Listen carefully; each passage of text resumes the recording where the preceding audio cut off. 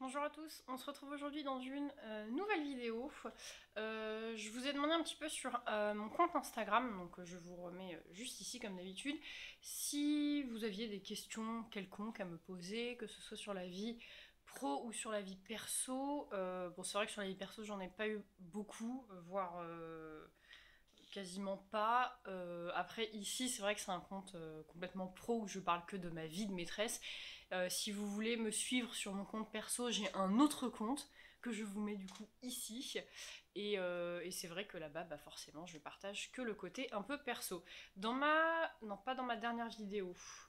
Dans mon avant-dernière vidéo, oui, pas le vlog, celle d'avant, j'avais filmé en fait avec ma nouvelle caméra et du coup c'était un petit peu compliqué. Je crois qu'au niveau du son c'était vraiment catastrophique, mais je m'en suis rendu compte qu'après, parce qu'en fait c'était la première fois que je filme avec. Là j'ai investi dans un micro, ça me fait tout bizarre parce que le retour écran et là, enfin, bon, c'est tout un bordel, donc il faut vraiment que je regarde là, sinon vous allez avoir l'impression que je regarde en décalé. Donc j'espère que ça va aller, ça me perturbe un petit peu, mais je pense que nous allons tous nous en sortir, n'est-ce pas? Je ne suis pas en Joy Phoenix, donc je pense que le monde ne va pas s'arrêter de tourner. Donc, j'ai quelques questions du coup à répondre. Il y en a certaines que j'ai gardées en fait comme idée de vidéo, parce qu'il y en a certaines vraiment qui vont faire l'objet de vidéos. Enfin, il y a quelqu'un par exemple qui m'a demandé, avec un peu de recul, quoi, avec quelques années dans le métier, comment je me sentais. Enfin, maintenant, les aspects positifs, les aspects négatifs. Et franchement, ça, c'est vraiment un truc que j'ai vraiment envie de faire de manière détaillée, on va dire. Donc ça fera l'objet d'une autre vidéo. Il y a d'autres questions comme ça où vraiment ça fait l'objet d'une vidéo. Il y a des questions auxquelles je vais pas forcément répondre parce que bah, j'ai pas forcément envie d'en parler. Et il y a des questions auxquelles je vais pas répondre parce que j'en ai déjà parlé sur ma chaîne. Vous êtes beaucoup à me demander très souvent des conseils pour s'organiser pour le CRPE, tout ça. Mais c'est des vidéos que j'ai déjà fait au tout début quand j'avais repris cette chaîne YouTube. Donc du coup, je pense que c'est pas utile que je répète un petit peu. Il suffit juste d'aller voir mon historique. Donc, j'espère que ça va aller parce que je suis un petit peu malade, mais tout va bien. Donc, on me demande pour mon parcours pro si c'était à refaire, est-ce que je ferais tout pareil ou est-ce que je changerais quelque chose? Bah non, franchement, je ferais tout pareil parce que même si du coup, j'ai pas accédé moi au CRPE par la voie royale entre guillemets, enfin, j'ai pas fait le master, etc. Je suis passée par la troisième voie, j'ai déjà bossé avant. J'ai fait des études en management, dans les ressources humaines, enfin des trucs qui n'ont rien à voir en fait avec ce que je fais actuellement. Mais je n'ai aucun regret, je suis vraiment contente. Ça a été des années qui ont été très formatrices pour moi, qui ont été compliquées parce que c'est vrai que je me retrouvais pas du tout dans ce que je faisais dans mon métier au quotidien. Mais du coup, elles m'ont vraiment permis de me poser les bonnes questions et d'aller vers ce pour lequel aujourd'hui je suis plutôt épanouie. Donc je suis plutôt contente et surtout, mais ça j'en avais déjà parlé, on a tendance très souvent à critiquer ce métier d'une manière assez facile parce qu'il est facilement critiquable, il faut se l'avouer. Mais pour avoir moi travaillé ailleurs, dans des entreprises privées, plus ou moins grandes, enfin voilà, je peux constater que l'herbe est pas forcément plus verte ailleurs, bien au contraire, et que vraiment les jours où ça va pas, même si, enfin voilà, souvent on dit on fait pas ce métier pour les vacances, nanana, bah, je vous assure que les jours où ça va pas, se dire que bon bah dans 6 semaines je suis en vacances, dans machin je suis en vacances, j'ai 18 semaines de vacances à l'année, je vous assure que malgré tout ça permet quand même de tenir. Donc enfin voilà, donc non, non, pour le moment, j'aurais pas fait différemment. Et de toute façon, moi, je suis vraiment quelqu'un qui, nos regrets, quoi. Ce que j'ai fait à un moment donné, c'est que j'ai voulu le faire, donc du coup, pas de regrets. Deuxième question, pensez-vous un jour passer la formation pour être directrice ou conseillère pédagogique? Non, pas du tout. Alors, là, à l'heure d'aujourd'hui, pas du tout. Ça m'intéresse pas parce que. Je vais étouffer, pardon. Ça ne m'intéresse pas parce que niveau salaire, on ne gagne pas forcément plus. Et ça m'intéresse pas à l'heure d'aujourd'hui parce que je considère que j'ai pas encore assez d'expérience pour le faire. Et je me sentirais pas du tout à l'aise enfin je sais pas, être directrice d'une école alors que je suis que T3. Je vois pas de quelle manière je vais diriger quelqu'un qui, par exemple, a 20 ans d'expérience derrière elle, même si on s'entend, c'est pas dirigé, mais je sais pas, je serais pas du tout à l'aise avec ça. À l'heure d'aujourd'hui, c'est pas dans mes projets, dans le futur, je crois pas non plus. Je, il y avait un truc qui m'intéressait un peu, c'était être maître formateur, donc vous savez, c'est ceux qui s'occupent des PES, mais je crois que c'est énormément de travail pour pas grand chose non plus, donc je ne sais pas. Mon objectif étant de... alors c'est pas de travailler le moins possible, mais bah moi ma priorité dans la vie c'est moi et ma famille, donc voilà, ce sera toujours ça ma priorité et jamais mon travail, bien que je l'aime mon travail. On me demande prochaine destination avec Capucine. Alors pour info, Capucine, c'est notre camping-car que nous avons acheté au mois de juin avec ma famille. Encore une fois, si vous voulez nous suivre dans nos aventures, je vous invite fortement à suivre notre compte Foxtrotter Family. C'est là-dessus qu'on partage toutes nos épopées, on va dire, avec Capucine. La prochaine destination, pour le moment, on la garde un petit peu secrète. Pas de spoil, et vous la découvrirez très prochainement, du coup, sur Foxtrotter. Toujours autant ravie d'être maîtresse. Oui, je suis toujours ravie d'être maîtresse, bien que j'ai traversé des phases très compliquées et très tumultueuses l'année dernière. Je regarde juste s'il me reste combien de temps. Ouais. Voilà, même si j'ai traversé l'année dernière des moments vraiment pas cool du tout, mais c'est ce qui fait partie de la vie de toute façon. Même dans nos vies perso, on traverse jamais des trucs toujours merveilleux. Donc l'année dernière, ça a été une année un petit peu sans. Je sens que cette année, ça va être une année avec. Donc oui, je suis toujours ravie d'être maîtresse, même si c'est vrai que je ne vois plus le métier comme je pouvais le voir avant de passer le CRPE, mais ça, je vous en reparlerai dans une prochaine vidéo.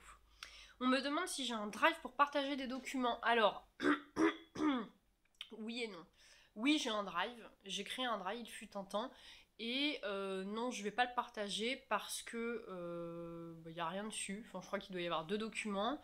Et est-ce que je compte en rajouter d'autres? Non, pas maintenant. Parce que, avec ma classe et l'air de rien, YouTube, Instagram, tout ça, c'est vrai que ça me prend déjà pas mal de temps. Je pense que des comptes de partage mais décidément, je vais mourir en vidéo. Je pense que des comptes de partage, il y en a suffisamment. Je vais rien apporter de plus. D'autant plus que moi, comme beaucoup d'entre vous, je pense, je pioche beaucoup de choses sur les blogs un peu connus comme Lutin Bazar, Bout de Gomme, enfin voilà, Cinecienta, enfin je les ai pas tous en tête, mais voilà, je pioche beaucoup là-dessus, donc je vais pas partager les trucs qui appartiennent à d'autres personnes, ce n'est pas du tout correct. Et quand bien même je crée des trucs, franchement, je crée pas des trucs de fou, on va pas se mentir.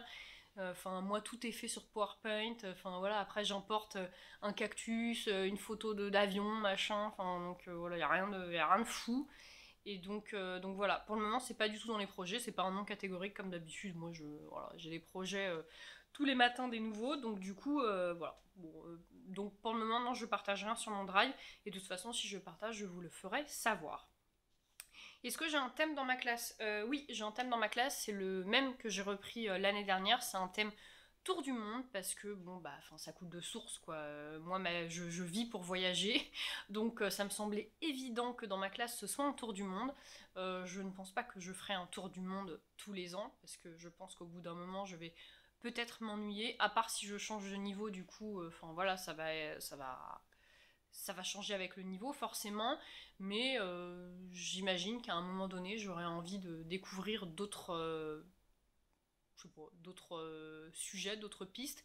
Je ne sais pas, mais pour le moment, mon objectif, c'est vraiment de voilà, peut-être rester avec mes CE1 encore un petit peu, enfin voilà, de continuer à approfondir ce niveau-là, et moi d'être tranquille pour pas non plus réinventer chaque année des trucs, parce que je commence vraiment à me poser dans ma classe, et franchement, ça fait quand même grave du bien, on va pas se mentir.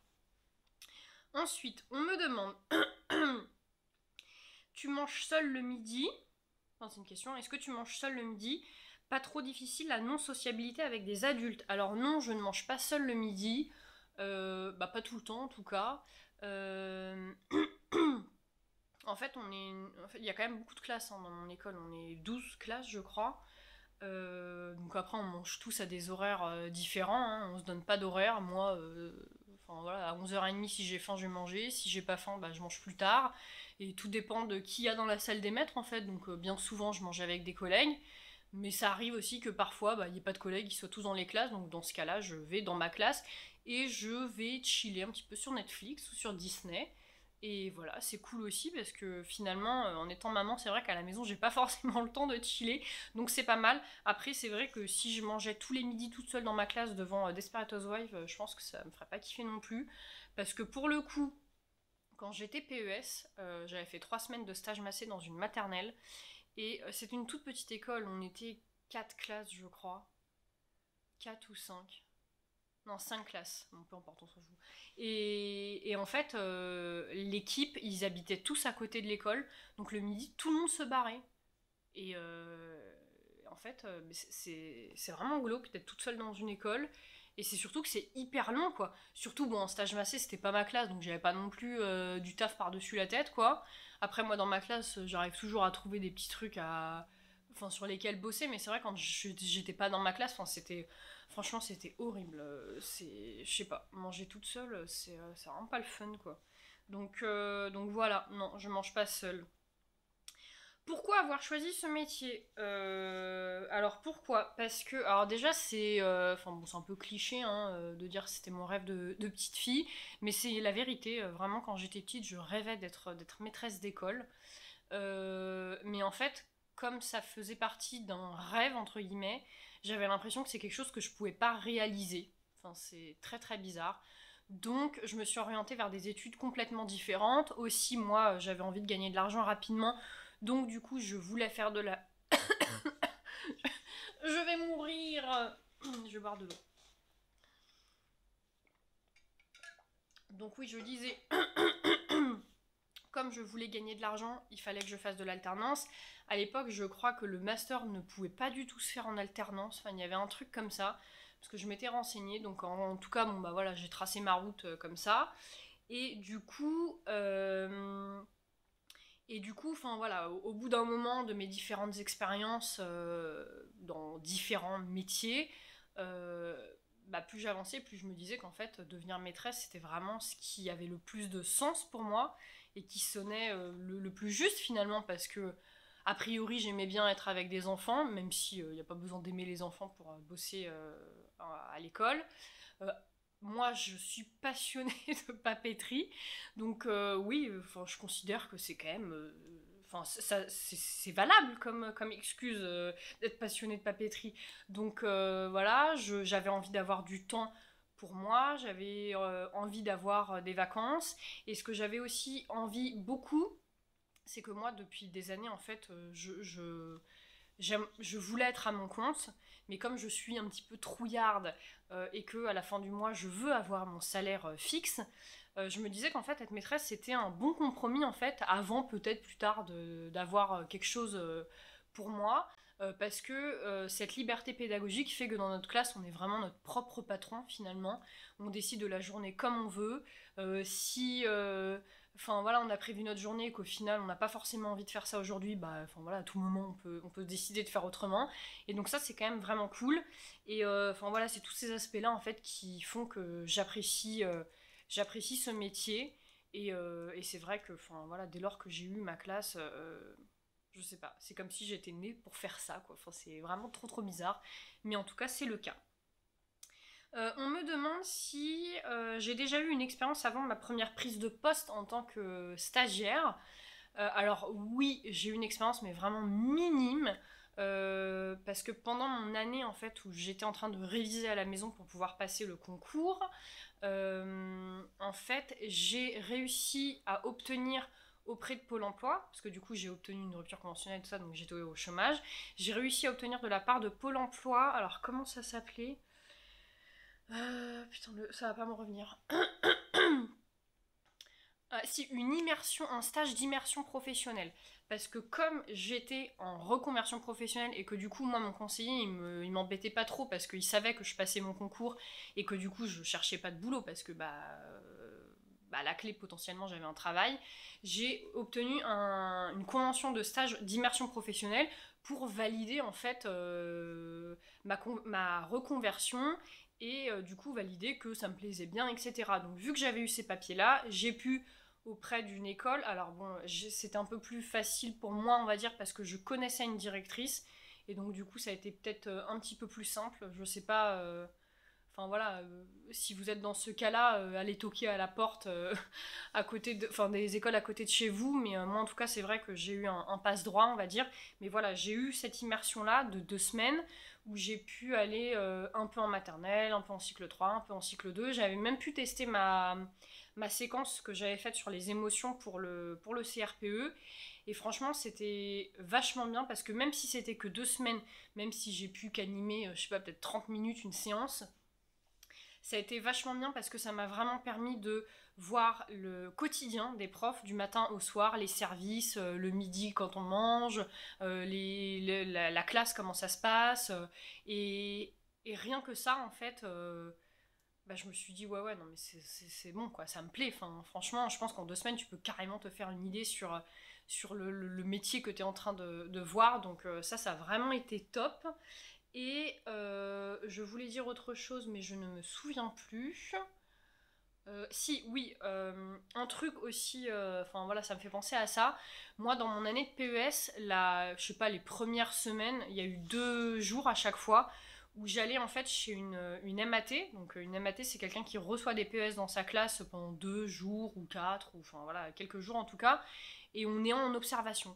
Et en fait, cette phase d'observation, honnêtement, moi, c'est le moment où j'ai le plus appris de mon année de PES parce qu'on prend plein de notes, on voit tous les affichages de la PE dans la classe dans laquelle on est, on voit l'équipe comment elle fonctionne, on peut poser plein de questions et honnêtement, c'est vraiment top d'être en observation. Donc, je ne peux que vous conseiller de faire des stages pour ceux et celles qui sont en reconversion. Est-ce que je compte quitter l'éducation nationale? Alors c'est pas prévu, je vous avoue que l'année dernière j'étais un peu dans un mood, franchement c'est mort, je vais pas jusqu'à la retraite. Et là, je dirais pas que je vais aller jusqu'à la retraite, mais en tout cas, je compte pas quitter l'éducation nationale maintenant. Après, moi, si je m'écoutais, je vendrais tout, je me barrais avec Capucine, on irait vivre sur une île à Bali. Sur une île à Bali, ouais. Voilà, donc du coup, non, là tout de suite maintenant, je compte pas quitter l'éducation nationale. On a tous les deux un bon job, une bonne situation avec mon mari, donc on est lancé, on est bien, on n'a plus qu'à profiter de notre vie. Donc non, pour le moment, j'ai pas envie de quitter, mais je ne quitte pas parce que je suis bien dans mon métier. Si vous n'êtes pas bien dans votre métier, si vous n'êtes pas bien à l'éducation nationale, vous n'êtes pas des arbres, vous n'êtes pas enracinés, donc quittez-la, hein, pas de problème. Est-ce que les années d'apprentissage comptent pour les 5 ans d'expérience requises? Oui, elles comptent. Il y a tout qui compte en fait pour les 5 ans d'expérience requises. Je pense que c'est quelqu'un qui passe le 3e concours qui me demande ça. Mais oui, tout compte. Moi, j'ai absolument tout donné, apprentissage, intérim. J'ai même une fois fait de la figuration dans un film, j'avais donné mon contrat de la production. Enfin, il y a absolument tout qui compte. Dès lors que tu as un contrat, une fiche de paye, ça compte en fait. Ensuite, il reste qu'une seule question. Comment as-tu réussi à t'en sortir la première année? L'année de T1 est-elle sur le même rythme? J'ai l'impression de délaisser ma famille et de culpabiliser. Alors ça, je pense que c'est le syndrome du professeur des écoles stagiaires. Le rythme de l'année de stage, en fait, est carrément hyper intense. Parce qu'on commence un nouveau métier et que du coup on a absolument tout à apprendre, et comme nous sommes jetés dans le grand bain sans savoir nager, c'est un petit peu compliqué, donc il faut qu'on apprenne un petit peu seul selon les équipes dans lesquelles on tombe. Et parallèlement à ça, il faut aussi gérer la fac forcément, donc c'est un petit peu compliqué. C'est vrai qu'on est un peu beaucoup bipolaire cette année-là. C'est franchement, mais cette année-là, ça va pas vous envoyer du rêve, mais moi, il y a des jours où j'allais à l'ESP, je me suis dit, mais je vais me foutre en l'air avec ma voiture. Comme ça, je vais être à l'hôpital 2-3 semaines histoire de me rétablir et ça va aller mieux. Enfin, je pense que clairement, j'étais un peu en dépression, honnêtement. Avec du recul, voilà quoi. Mais non, c'est assez hardcore la première année. Et la deuxième. Alors, l'année de T1 est-elle sur le même rythme? Je vais pas te dire oui, je vais pas te dire non, parce que je pense que ça dépend. voilà, de comment tu tombes. Moi, l'année de T1, bon, c'est carrément pas représentatif, mais j'ai eu un titre définitif dans une école, j'ai re-eu des CE1, donc niveau préparation, bon, j'avais des trucs à préparer, mais voilà, je savais quand même où j'allais parce que c'était pas totalement inconnu. Et puis bon, moi, parallèlement à ça, je suis tombée enceinte et j'étais quasiment pas là, donc je ne suis pas sûre que ce soit très représentatif, mais c'est vrai que dans l'ensemble, on a tendance à entendre que les premières années, on galère un peu quand même à l'éducation nationale, jusqu'à que tu puisses peut-être un petit peu te poser. Après, enfin voilà, tout dépend des gens, hein. Il y en a qui veulent rester remplaçants toute leur vie, il y en a qui, enfin voilà, tous les ans veulent changer, ça dépend. Moi, c'est vrai que pour le moment, j'envisage pas forcément de bouger de mon école, en tout cas, j'espère que je ne vais pas bouger. Toi-même, tu sais si tu as vu les vlogs de rentrée. Voilà, c'est tant qu'on est, enfin voilà, moi je sais que pour le moment je suis plutôt posée et enfin voilà, le rythme est différent, mais quand tu dis que tu as l'impression de délaisser ta famille et de culpabiliser, oui, ça c'est une certitude. Après, à toi peut-être de trouver un rythme en fait qui te permette du coup de pas délaisser ta famille. Moi je sais que je m'interdisais vraiment de bosser les mercredis ou de bosser les week-ends. Enfin, je veux dire, j'allais pas genre annuler un repas de famille pour pouvoir bosser sur ma classe. Alors là, jamais quoi. Jamais. Je bossais, enfin voilà, quand les enfants étaient couchés déjà. C'est vrai que je passais beaucoup de mes journées à ça. Et aussi la première année que oui c'est ça, la première année en fait à chaque vacances scolaires, il y a une semaine en fait où donc à l'époque j'avais que mon grand, le petit était pas encore né. Mon grand en fait à chaque vacances scolaires il y a une semaine en fait où il restait à la crèche et donc du coup moi ça me permettait de préparer toute la période suivante, en tout cas en majorité, et du coup la deuxième semaine était complètement consacrée à lui et ça vraiment ça m'a vraiment permis de me dégager beaucoup de temps parce que finalement quand une semaine t'es toute seule et tu peux que bosser sur ta classe, crois-moi que ça te permet d'avancer pas mal. On en a fini avec les questions. J'espère que ça vous aura un petit peu orienté, que ça vous aura permis un petit peu de déculpabiliser aussi, parce que enfin voilà, il faut vraiment jamais oublier que ce n'est qu'un métier. Alors oui, beaucoup vont dire oui, mais c'est un métier particulier, il s'agit d'humains, d'élèves, machin. Oui, je l'entends, mais nous aussi nous sommes des humains, nous aussi nous avons nos vies. Et au bout d'un moment, enfin voilà, je veux dire, on peut pas pallier à tous les manques en fait qu'un enfant peut avoir ou que l'éducation nationale enfin voilà a, c'est pas possible, on n'est pas des machines, hein, pas des robots, mais donc voilà. Je vous fais plein de gros bisous. Je vous attends en commentaire. Je sais pas si vous avez remarqué quand même, mais je suis beaucoup plus active dans les commentaires YouTube. J'essaye vraiment d'y répondre. Maintenant, je suis plutôt fière de moi. J'ai mis une petite notification sur mon téléphone. Et donc, du coup, dès que j'en reçois un, bim, je réponds de suite, comme si je recevais un message. Donc voilà, je suis plutôt contente. En attendant, voilà, je vous attends sur Instagram dans les commentaires. Je vous fais plein de gros bisous et je vous dis à la prochaine. Bye!